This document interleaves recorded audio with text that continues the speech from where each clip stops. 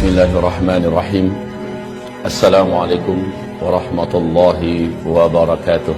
Ibarat Allah yang kami muliakan, menurut BMKG Indonesia dan juga para pakar gempa dari luar negeri mengatakan Indonesia punya peluang mengalami gempa, apalagi Jawa yang memiliki 2 sesar raksasa di Jawa ini, termasuk di Jabodetabek sampai ke Cirebon, kemudian di daerah Jawa Timur termasuk Jogja, itu ada sesar yang sangat besar, ditambah beberapa sesar lainnya. Ini kalau terjadi gempa yang dahsyat, diperkirakan sampai 9,5 skala Richter. Akan seperti apa nasib kita ke depan? Allahu a'lam. Kita hanya berdoa dan berharap semoga tidak, semoga tidak. Saya juga berharap demikian dan kita aminkan bersama-sama. Mari, amin ya rabbana amin. Kulali, seorang pakar gempa Australia, baru saja menyampaikan bahwa dari Selat Sunda sana, dari Pandeglang, ada potensi gempa di dataran dangkal. Dan ini yang paling dikhawatirkan, Pak. Ini bisa menimbulkan tsunami setinggi 57 meter. Tsunami ini akan mengejar sampai seluruh Banten sampai ke Jakarta. Kalau 57 dari sana sampai Jakartanya sisanya 15 meter ketinggiannya. Apapun itu kita aminkan lagi, semoga tidak pernah terjadi. Amin. Tapi mereka bicara bukan orang-orang bodoh. Mereka adalah pakar dan ahli. Ketika mereka memperingatkan, maka layak untuk kita mengambil kesiagaan. Saya hanya sarankan pada kita yang mampu menghentikan bencana yang sudah diprediksi perkiraannya hanyalah Allah Subhanahu wa taala. Kalau begitu, ambil cara bagaimana Allah bisa mengalihkan atau menghentikan rencana bencana yang akan terjadi itu. Caranya gimana? Nabi sudah kasih tunjuk kepada kita. Pertama, lakukan taubat massal. Indonesia harus bertaubat. Dari apa bertaubat? Indonesia harus umumkan taubat ini kepada Allah Subhanahu wa taala, pemerintahnya, ulamanya, ya. Apa yang harus masyarakatnya diajak? Yang diajak taubat itu adalah negara Indonesia ini dengan rakyatnya. Satu, hentikan menzalimi para alim ulama. Gus Nur hari Kamis tanggal 27 Oktober, dia menerima hari Kamis itu surat panggilan. Statusnya sebagai tersangka. Gus Nur menyampaikan dalam bentuk video, dia sampaikan, silakan laporkanlah. Sekarang saya sudah tersangka. Paling-paling saya hanya ditangkap, dipenjarakan. Atau mungkin bisa jadi saya dibunuh. Terserah kalian mau buat apa. Saya tidak ada takut. Tapi ingat oleh kalian, Allah Maha Bangun. Allah Maha Membalas. Allah Maha Hidup. Allah pasti akan melakukan apa yang akan dilakukannya kepada kalian.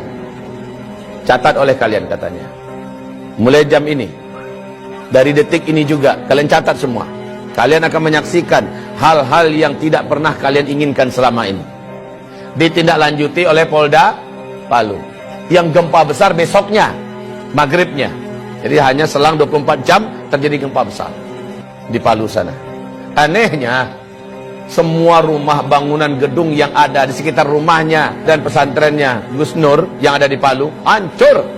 Tapi gedung dan rumahnya, pesantrennya Gus Nur utuh seutuh-utuhnya.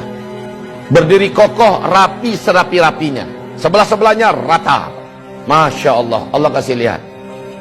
Bahkan kantor Polda yang ada pun tenggelam oleh tsunami. Tidak sedikit jumlah para aparat yang sampai hari ini belum ketemu. Ya Rabb, jangan sakiti ulama. Saya sudah sampaikan kepada pemerintah negeri Republik Indonesia tercinta ini. Anda berutang ke sana kemari dengan harga dan angka yang sudah sangat gila-gilaan. Dan ini membahayakan untuk NKRI ke depan. Sekarang mau Anda tambah utang berapa? Silahkan tambah. Anda bangun di sana sini. Tapi dengan perilaku Anda menyakiti para alim ulama. Mereka wali-wali Allah di muka bumi ini. Mereka kekasih-kekasih Allah di muka bumi. Allah ratakan semua. Allah habisi semua yang kalian bangun. Bahkan nyawa kalian pun tidak akan terselamatkan. Ingat ini baik-baik, wahai para penguasa. Anda tak lama berkuasa, hidup Anda juga tidak lama di muka bumi ini. Jika para alim ulama tidak Anda perlakukan dengan mulia. Ibarat Allah yang kami muliakan, tidak ada rezim yang ada dalam sejarah lalu menentang para pembawa-pembawa dakwah, melainkan rezim itu akan berakhir dengan tragis. Baca sejarah, buka Al-Quran, buka sejarah. Bagaimana setiap rezim yang berani menentang pembawa-pembawa dakwah dengan tragis. Wa kadzalika ja'alna likulli nabiyyin aduwa syayatinal insi wal jin. Musuh-musuh dakwah ini adalah setan-setan manusia dan setan-setan jin. Demikian Allah firmankan, yuhi ba'duhum ba'da zukhrufal qawli ghurura. Konspirasi mereka sesama mereka saling rapat dan akrab dalam rangka memadamkan dakwah, tapi pada ujungnya qul ja'al haqqa wa zahaqal batil. Kalau kebenaran sudah datang, kalau kebenaran sudah diusung dan dibawa, diperjuangkan, yang batil pasti akan enyah. Apa yang kurang dari Fir'aun? Puncuk dan puncak kekuasaan kekuatan saat itu di tangannya. Negara-negara mana yang tidak takut dengan kekuasaan yang dimiliki oleh Fir'aun? Kekuasaan yang luas, bala tentara yang banyak, persenjataan yang hebat, media semuanya di tangannya, semua kekayaan ada di tangannya. Kurang apa Fir'aun? Dan Musa hanya seorang pendakwah biasa. Musa dengan pendampingnya Harun, Bani Israel orang-orang rakyat biasa, tapi mereka bersama Allah yang Maha Perkasa. Ketika semakin zalim Firaun kepada Musa dengan fitnah yang bermacam-macam, dengan cara yang bermacam-macam untuk menghabisi Musa, akhirnya Firaunlah yang habis. Bala tentaranya habis, lumpuh semua. Bukan sekedar lumpuh, mati semuanya, ditenggelamkan oleh Allah dalam Laut Merah. Kisah Firaun ini terulang abad demi abad, terus terulang dan berulang. Namrus sebelumnya, Ibrahim yang disasar. Namrus habis, dihabisi bala tentaranya oleh Allah hanya dengan tentara kecilnya berupa lalat. Namrus pun sekarat mampus. Bala tentaranya hebat-hebat, kekuasaannya yang hebat, semuanya habis oleh Allah Subhanahu wa taala ketika menyakiti wali Allah di muka bumi, yaitu Ibrahim alaihis salam, Nabiullah dan Rasul Allah, Abul Anbiya Ibrahim alaihis salam. Nabi Muhammad disakiti oleh Abu Jahal, Abu Lahab. Di Mekah dia petentang-petenteng ke sana kemari seolah dunia miliknya, membangun koalisi dan jaringan internasional kemana-mana dalam rangka menyakiti Nabi Muhammad, menyakiti para sahabat. Habis mereka dibuat oleh Allah Subhanahu wa taala. Maka rezim manapun di muka bumi ini, kalau sudah berhadapan dengan dakwah ilallah, berhadapan dengan ahli-ahli dakwah, para alim ulama, pembawa dakwah, pembawa kebenaran, Allah pasti akan tetapkan, in lan tajida li sunnatillahi tabdila. Tidak akan didapatkan sunnatullah itu bisa berubah, tidak akan pernah berubah. Sunnatullah itu tetap akan terulang. Saya tidak tahu omongan ini akan sampai tidak ke telinga para pemimpin dan berkuasa yang sedang memimpin di Indonesia. Saya tidak ingin para pemimpin yang ada, rejim yang ada berakhir tragis. Tugas saya hanya sekedar menyampaikan. Saya tidak punya wewenang apa-apa dalam menurunkan azab. Saya tidak menginginkan azab turun ke Indonesia ini. Saya ingin pemimpin kita memimpin dengan baik dan benar. Roda kepemimpinan pemerintah berjalan dengan baik dan benar. Masyarakat hidup dengan makmur, sejahtera, tertanggulangi masalah-masalah berat kehidupan mereka. Agama juga terjaga dan terawat. Maka baldatun thayyibatun wa rabbun ghafur terwujud. Ini yang saya mau.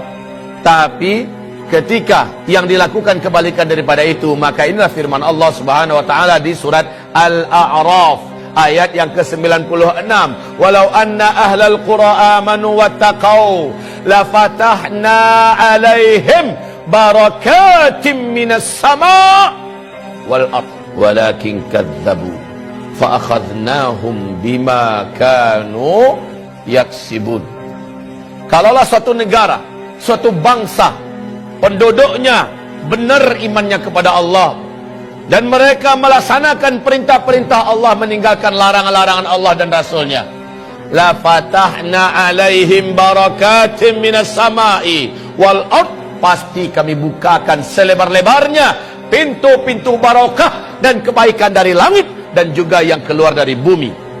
Walakin, tetapi sayang, kadzabu, mereka mendustakan, mereka melawan dan menentang. Fa akhadnahum bima kanu yaksibun, kami siksa mereka.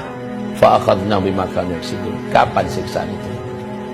Apa amina ahlul qura ayatiyahum ba'suna bayata wa hum naimun? Apakah mereka merasa aman ketika dosa sudah dibuat di mana-mana, maksiat sudah dilakukan di mana-mana? Mereka masih merasa aman daripada siksa dan azab kami yang datang kepada mereka baghtatan, tiba-tiba, wa hum naimun.